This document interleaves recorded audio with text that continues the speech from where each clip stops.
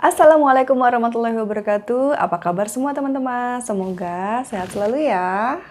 Semoga kamu masih semangat ya menjalani minggu-minggu ini. Semoga semua kegiatanmu lancar. Kita sudah banyak mendapatkan informasi, baik itu berita, film, musik, apa saja sekarang dengan mudah dapat kita akses. Nah, kamu suka sama siapa nih idolamu? Bisa jadi artis, aktor, ilmuwan, dari luar negeri, dari dalam negeri. Yuk komen di bawah ya. Gak salah sih kita memilih siapa idola kita. Karena bisa jadi idola itu adalah cerminan dari diri kita. Kita suka musik, kita suka film. Itu sah-sah aja sih teman-teman, boleh asalkan tidak berlebihan. Sebagai umat muslim, kita juga harus mengidolakan nabi kita. Secara tidak sadar, secara tidak langsung, sebenarnya kita sebagai umat muslim juga sudah mengidolakan Nabi besar Muhammad SAW. Dibuktikan dengan apa? Dengan bacaan syahadat. Sudah pernah kan semuanya baca syahadat? Ya, kalimat syahadat adalah asyhadu alla ilaha illallah wa asyhadu anna muhammadar rasulullah, yang artinya saya bersaksi bahwa tiada Tuhan selain Allah dan saya percaya dan bersaksi bahwa Nabi Muhammad SAW adalah utusan Allah. Biar kita nggak kecewa, sebaiknya kita mengidolakan siapa yo? Ya, mengidolakan Nabi Muhammad SAW. Nabi besar Muhammad SAW dilahirkan pada tanggal 12 Rabiul Awal tahun Gajah. Ketika ia di dalam kandungan pada umur 7 bulan, ayahnya meninggal dunia. Meskipun Nabi Muhammad SAW lahir dalam keadaan yatim, tetapi tidak mengurangi kemuliaan yang ada padanya. Hal ini dapat dibuktikan dengan ketika Nabi Muhammad SAW disusui oleh ibu susunya, yaitu Halimatus Sa'diyah. Ketika itu sebenarnya Halimah itu tidak mau menyusui Nabi Muhammad karena ia dari anak yatim alias tidak punya bapak. Karena apa? Kalau dia tidak punya bapak, berarti bayaran yang akan Halimah dapatkan itu sedikit alias gak banyak. Padahal dia sangat membutuhkan uang ketika itu. Tapi dengan terpaksa karena tidak ada pilihan lain, akhirnya Halimah menyusui Nabi Muhammad SAW. Selama Halimah menyusui Nabi Muhammad, ketika itu payudaranya yang satu itu tidak bisa mengeluarkan ASI. Namun setelah ia menyusui Nabi Muhammad, akhirnya dua-duanya mengeluarkan ASI yang sangat berlimpah. Dengan itu akhirnya Halimah meneruskan untuk menyusui Nabi Muhammad SAW. Dalam keluarganya Halimah, mereka adalah keluarga peternak. Mereka memiliki kambing. Nah, kambing-kambing Halimah ini menjadi gemuk, menjadi besar dan menghasilkan susu yang sangat banyak. Masa kecil Rasulullah SAW, ia diasuh oleh ibunya seorang diri. Sampai umur ia 6 tahun, ibunya Aminah meninggal dunia. Kemudian dilanjutkan diasuh oleh kakeknya yang bernama Abdul Muthalib. Hanya 2 tahun saja teman-teman kakeknya mengasuh. Setelah itu, di umur 8 tahun kakeknya Nabi Muhammad itu meninggal dunia. Sebelum meninggal dunia, kakek Nabi Muhammad, Abdul Muthalib, berpesan kepada paman Nabi Muhammad SAW yang bernama Abu Thalib. Ia berpesan agar merawat dan menjaga Muhammad kecil dengan penuh kasih sayang. Betul ya teman-teman, ini dibuktikan Abu Bakar ini merawat Nabi Muhammad SAW dengan sungguh-sungguh, bahkan dia juga mengorbankan, memberikan hartanya untuk dakwah Nabi Muhammad. Sayangnya pamannya Rasulullah ini tidak sempat mengucapkan kalimat syahadat. Bersama pamannya Abu Thalib, Nabi Muhammad kecil ikut berdagang, berjualan dari kota ke kota lain, bahkan juga ke luar negeri segala teman-teman. Di umur 12 tahun Nabi Muhammad SAW magang bersama pamannya ke luar negeri. mulai umur 12 ini Nabi Muhammad SAW sudah mulai mendapatkan penghasilan sendiri. Bahkan dari umur 9 tahun. Dari umur 9 tahun dia sudah ikut berdagang sama pamannya, sudah mendapatkan pendapatan sendiri. Tapi di umur 12 tahun dia sudah mulai berdagang ke luar negeri. Berdagang ke luar negeri ini juga mengurus bisnis keluarga ya teman-teman, karena bersama pamannya. Ketika umur 15 hingga 19 tahun, Nabi Muhammad SAW ikut dalam berperang. Nah, kesempatan ini dimanfaatkan untuk mendapatkan pengalaman di bidang militer. Di awal umur 20-an, Nabi Muhammad bertemu dengan Khadijah. Dia mendapatkan investor dari Khadijah barang-barangnya untuk dijual kembali ke luar negeri. Nah, disinilah Nabi Muhammad menunjukkan bahwa dia sebagai pedagang yang baik, yang jujur, dan juga ulet. Khadijah berinvestasi kepada Nabi Muhammad berupa barang-barang dagangan untuk dijual ke negeri Syam. Jadi Khadijah ini memberikan barang-barang dagangannya, mempercayakannya kepada Nabi Muhammad untuk dijual ke luar negeri.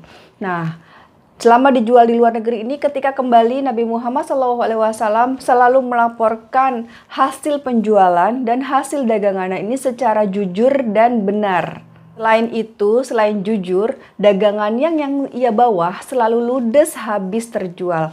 Maka Khadijah senang banget tuh. Senang gak cuma karena dia dapat untung yang banyak, tapi juga karena kejujurannya Nabi Muhammad Sallallahu Alaihi Wasallam. Oleh karena itulah Khadijah jatuh hati kepada Nabi Muhammad. Selama Nabi Muhammad berdagang ke luar negeri, ke negeri Syam, dia selalu didampingi oleh seorang pembantu yang dibawakan oleh Khadijah. Nah, Khadijah juga mendapat informasi dari pembantunya bagaimana sikap dan akhlak Nabi Muhammad selama ia berdagang. Maka makin mantaplah tuh Khadijah untuk meminang Nabi Muhammad. Di umur Nabi Muhammad SAW 25 tahun, menikah dengan Khadijah yang kala itu sudah berumur 40 tahun. Khadijah ini seorang pengusaha yang kaya raya tapi juga berakhlak mulia. Ketika Nabi Muhammad SAW menikah dengan Khadijah, mahar yang diberikan kepada Khadijah adalah 200 ekor unta. Kalau kita rupiahin ya, harga unta saat ini tuh 34 juta. Itu berarti maharnya itu banyak. Nanti saya tulis ya di sini ya. Totalnya aja teman-teman 6,8 miliar kalau kita rupiahkan nilai ontanya. Bahkan di salah satu riwayat diriwayatkan bahwa Nabi Muhammad selain memberikan mahar 200 ekor unta, juga memberikan emas sebanyak 12 ukiah. Yang mana ukuran ukiah itu kalau sekarang tuh dibilangnya ons, atau satu ukiah setara dengan 7,4 dinar. Satu dinar itu 4,25 gram emas. Jadi kira-kira selain onta tadi yang harganya 200 ekor itu, juga emas yang senilai 333 juta. Wah, maharnya aja udah banyak banget ya. Ini cuma mahar loh, belum harta simpanannya atau tabungannya Nabi Muhammad sendiri. Dan tidak pernah diriwayatkan bahwa Nabi Muhammad setelah melamar atau menikah dengan Khadijah ia menjadi bangkrut. Itu tidak ada ya teman-teman ya. Jadi memang masih kaya banget. Dan ternyata tidak hanya Rasulullah saja teman-teman yang kaya, tapi sahabat-sahabat Rasul pun juga banyak yang kaya-kaya. Contohnya salah satunya adalah Abu Bakar As-Siddiq. Abu Bakar ini pernah dikisahkan memerdekakan seorang budak. Nah, namanya Bilal. Nah, budak ini ketika itu dihargai oleh pemiliknya terdahulu senilai 9 ukiah emas. 9 ukiah emas ini kira-kira setara dengan 250 juta rupiah sekarang. Nah, si penjual itu tuh supaya si Abu Bakar tuh kecewa, dia cerita bahwa si Bilal ini dulu mah aku mau bayar cuma 1 ukiah doang. Kamu kebanyakan, kemahalan bayar 9 ukiah. Kata si pemiliknya bilang seperti itu. Tapi karena Abu Bakar ini memang kaya, dijawablah sama Abu Bakar, kalaupun kamu jual 100 ukiah pun akan saya bayar, katanya gitu. Akhirnya sepemilik budak itu gelo alias kecewa. Kenapa nggak ya tadi ngomongnya 50 ukiah aja gitu. Di awal keislaman Abu Bakar, ia menyumbangkan uang sebanyak 40.000 dirham untuk menolong agama Allah dan untuk memerdekakan budak. Akhirnya Abu Bakar diangkat menjadi khalifah pertama setelah Rasulullah SAW wafat. Bahkan di akhir hidupnya Abu Bakar, ia hanya meninggalkan sebuah sprei tua dan 1 ekor unta, dan itu pun harta milik negara yang ia kembalikan lagi diteruskan untuk khalifah berikutnya. Seluruh harta yang Abu Bakar miliki, ia tunaikan, ia belanjakan di jalan Allah, teman-teman. Sampai akhir hayatnya pun dia tidak memiliki apa-apa untuk diwariskan kepada keluarganya. Sahabat Rasul lain yang kaya raya adalah Abdurrahman bin Auf. Abdurrahman bin Auf ini kaya banget. Dia adalah salah satu sahabat yang paling kaya di antara sahabat-sahabat yang lain. Abdurrahman bin Auf pernah menjual propertinya senilai 150 miliar atau 40.000 dinar. Yang kemudian uang ini ia bagikan kepada Bani Zuhrah, istri-istri Rasul dan para fakir miskin yang ada di sekitarnya. Abdurrahman bin Auf ini termasuk adalah orang ke-8 pertama yang masuk Islam. Ketika ia masuk Islam, ia menyumbangkan 500 ekor kuda untuk kepentingan perang. Dan juga ia menyumbang barang-barang dagangannya untuk masyarakat Mekah banyak sekali, sampai barangnya itu yang membawa barang-barang itu 700 ekor unta. Ketika melewati Madinah, rombongan-rombongan yang dibawa Abdurrahman bin Auf ini disangka musuh sama penduduk Madinah karena saking banyaknya. Abdurrahman bin Auf ini bersedekah secara terang-terangan maupun secara sembunyi-sembunyi. Sebelum ia meninggal, ia berwasiat untuk menyumbangkan 50.000 dinar untuk berjihad dan 400 dinar untuk para veteran-veteran. Bahkan ketika Abdurrahman bin Auf meninggal dunia, ia masih bisa meninggalkan 1.000 ekor unta, 100 kuda, 3.000 kambing. Dan masing-masing istri mendapatkan 80.000 dinar. Yang ketika itu dia memiliki 4 istri. Nah, dalam hukum Islam, wanita itu atau istri hanya mendapatkan 1/8 saja dari harta warisan karena memiliki anak. Nah, dari 1/8 harta warisan ini, yang jatahnya istri dibagi lagi 4 karena istrinya 4 gitu. Nah, satu istri itu dapatnya 80.000 dinar, teman-teman. Kalau di total harta peninggalannya Abdurrahman bin Auf setelah meninggal dunia adalah 2.560.000 dinar atau setara dengan 9,6 triliun rupiah. Kamu kalau punya uang 9,6 triliun mau beli apa? Bingung ya? Ada cerita unik dari Abdurrahman bin Auf ini. Ketika ia berdagang atau pergi, dia selalu ditemani oleh seorang pembantu. Nah, orang asing nih yang melihat mereka berdua itu nggak bisa bedain mana yang majikan, mana yang membantu. Karena mereka penampilannya tuh mirip-mirip. Nah, begitulah kesederhanaan Abdurrahman bin Auf. Sampai orang-orang mikir dia itu sama kayak pembantunya gitu. Sahabat berikutnya yang kaya raya adalah Umar bin Khattab. Dulu Umar bin Khattab ini kan menentang sekali ajaran Islam. Tapi karena hidayah yang Allah berikan, akhirnya Umar bin Khattab masuk Islam. Dan dia ini memiliki 70.000 ladang pertanian, teman-teman.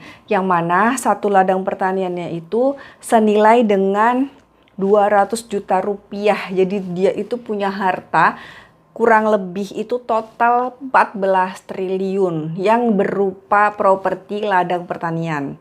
Nah, dari ladang pertanian ini menghasilkan hasil bumi berupa biji-bijian, buah-buahan. Kalau dijual itu hasilnya adalah 50 juta rupiah per bulannya. Dari 70.000 lokasi itu berarti dikaliin aja, 50 juta dikali 70.000. Banyak sekali. Sama seperti sahabatnya yang terdahulu, Umar bin Khattab juga membelanjakan hartanya juga untuk kepentingan dakwah Rasulullah Shallallahu Alaihi Wasallam. Salah satu sahabat yang menjadi menantunya Rasulullah adalah Utsman bin Affan. Utsman bin Affan ini juga kaya ya teman-teman ya. Utsman bin Affan ini memiliki harta simpanan sebanyak 151.000 dinar atau senilai dengan 566,25 miliar. Juga 1.000 dinar yang senilai dengan 90 juta rupiah. Nah, ketika Utsman bin Affan ini meninggal dunia, ia mewariskan properti berupa ladang atau wilayah sepanjang daerah Aris dan Khaybar. Juga sumur yang senilai dengan 200.000 dinar atau 750 miliar. Kabarnya sumur ini tuh masih mengeluarkan air loh teman-teman sampai saat ini untuk mengairi perkebunan dan pertanian yang ada di sekitarnya. Nah, ini namanya amal jariah. Pahalanya tidak putus-putus meskipun ia sudah meninggal dunia. Zubair bin Awan juga salah satu sahabat kaya raya yang dijamin masuk surga. Sama seperti sahabat sebelumnya, Abu Bakar, Umar bin Khattab, Utsman bin Affan juga dijamin masuk surga. Nah, kekayaannya Zubair bin Awam ini adalah 50.000 dinar atau setara dengan 187,5 miliar, 1.000 ekor kuda perang, dan juga bisa membebaskan 1.000 orang budak. Sa'ad bin Abi Waqqas juga sahabat Rasulullah yang kaya raya, di mana di dalam rumahnya itu banyak sekali emas hingga menggunung-gunung. Bahkan ketika Sa'ad ini meninggal dunia, ia ingin menyumbangkan semua hartanya untuk fakir miskin. Sampai ditahan sama Rasulullah, jangan semua, tinggalkanlah sebagian untuk keluargamu. Saat sebenarnya nggak mau waktu itu, tapi akhirnya tawar-menawar, tinggalkanlah sebagian untuk keluargamu. Akhirnya saat menurut itu sama Rasulullah, akhirnya dia tinggalkan sebagian untuk keluarganya. Dari semua sahabat Rasulullah Shallallahu Alaihi Wasallam yang kaya raya ini, Abdurrahman bin Auf lah memang yang paling kaya. Namun mereka semua meskipun kaya raya, tapi mereka tidak dikendalikan oleh harta, tapi merekalah yang mengendalikan harta. Dari semua sahabat Rasulullah ini teman-teman, mereka selain kaya raya, mereka mendapatkan uang dengan cara yang halal. Sehingga hartanya itu berkah. Dan mereka juga membelanjakannya untuk mencari ridha Allah, yaitu untuk dakwahnya Rasulullah, untuk penyebaran Islam masa itu. Bahkan sampai akhir hayat sahabat-sahabat Rasulullah ini, mereka ada yang nyaris tidak memiliki harta. Contohnya Abu Bakar. Ia meninggal dalam keadaan hanya memiliki sebuah seprei tua dan 1 ekor unta, dan itu pun milik negara. Meskipun mereka semua kaya raya, tetapi kehidupan mereka jauh dari gemerlap. Mereka semua hidup dalam kesederhanaan. Kesederhanaan yang kita sebut namanya adalah zuhud. Mereka hidup dalam keadaan zuhud. Tapi zuhudnya mereka ini adalah zuhud sebuah pilihan. Mereka memilih untuk sederhana, mereka milih untuk zuhud. Mereka sangat sederhana dalam berpakaian, dalam berpenampilan, juga dalam keseharian sehari-hari. Beda ya sama zuhudnya kalau kita terpaksa, aku puasa nih Senin Kemis karena aku nggak punya uang lah. Itu zuhud karena keterpaksaan, bukan karena pilihan. Dari kisah tadi, semoga kita semua dapat mengambil hikmah yang baik ya teman-teman ya. Jangan lupa semangat, bekerja keras, mencari pundi-pundi rezeki, tapi juga jangan lupa dengan sekitarnya berbagi kepada yang membutuhkan.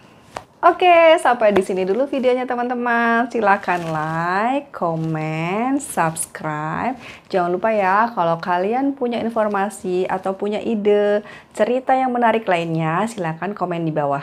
Atau punya informasi apa nih yang bagus-bagus tentang cerita tadi, silakan komen di bawah ya. Jangan lupa.